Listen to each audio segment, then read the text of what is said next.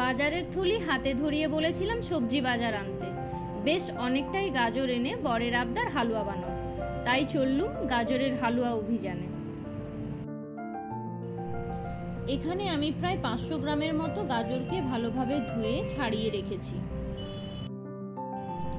এবার এই গাজরগুলোকে আমি ভালোভাবে কুড়ে নিচ্ছি।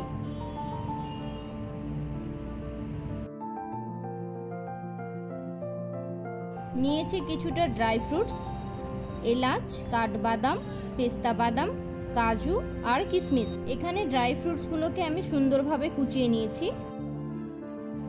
এবার আমি একটা পাত্রে 1 লিটার দুধ জাল দিতে বসিয়ে দেব। মাথায় রাখতে হবে এই সময় গ্যাস একদম অল্প আঁচ করে রাখতে হবে।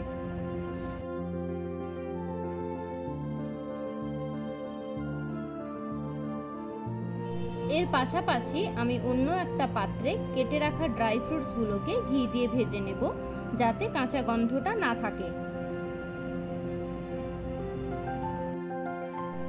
বেশ ভাজা ভাজা হয়ে এসেছে, নামিয়ে নেব।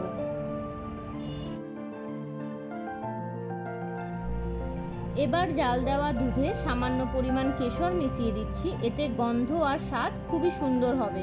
এটা একদমই আপনার ইচ্ছের ওপর। দুধটা ভালো করে ফুটিয়ে ঘন করে নিতে হবে। এই অবস্থায় বারবার দুধটাকে নাড়তে হবে যাতে নিচের দিকে বসে না যায়। এবার এটাতে আমি দিয়ে দেব থেতো করে রাখা 3টে এলাচ। প্রায় কিছুক্ষণ দুধে জাল দেওয়ার পর দুধটা বেশ ঘন হয়ে এসেছে। এবার এতে দিয়ে দেব কুড়ে রাখা গাজর। আস্তে আস্তে দুধের সাথে গাজরটাকে ভালোভাবে মিশিয়ে নিতে হবে। দুধের সাথে গাজরটাকে ভালোভাবে মিশিয়ে নেওয়ার পর কিছুক্ষণের জন্য এটাকে ছেড়ে দেব সেদ্ধ হওয়ার জন্য। এবার গাজরটাও প্রায় সেদ্ধ হয়ে গেছে, দুধটাও প্রায় শুকিয়ে এসেছে। এখানে আমি দেব চিনি। চিনিটা একান্ত ব্যক্তিগত ব্যাপার। আমি কম চিনি খাই, তার জন্য আমি সামান্য চিনি ব্যবহার করেছি এখানে। তো চিনি দিলে সামান্য জল ছাড়বে, তার জন্য গ্যাসের ফ্লেম মিডিয়াম রেখে অনবরত নাড়তে হবে।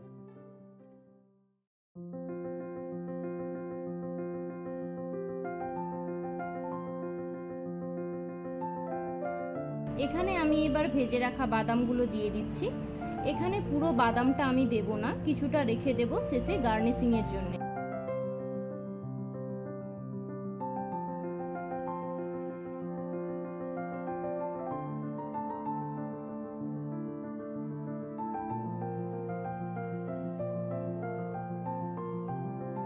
গাজরটা খুব ভালোভাবে সেদ্ধ হয়ে গেছে, দুধটাও প্রায় শুকিয়ে গেছে। এবার এখানে আমি 1 চামচ ঘি দিয়ে নামিয়ে নেব।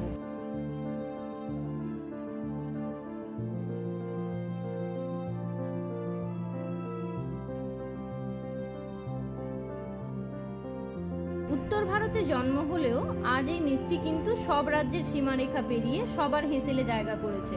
তাহলে আর কি, আপনিও বানিয়ে ফেলুন গাজরের হালুয়া। ধন্যবাদ।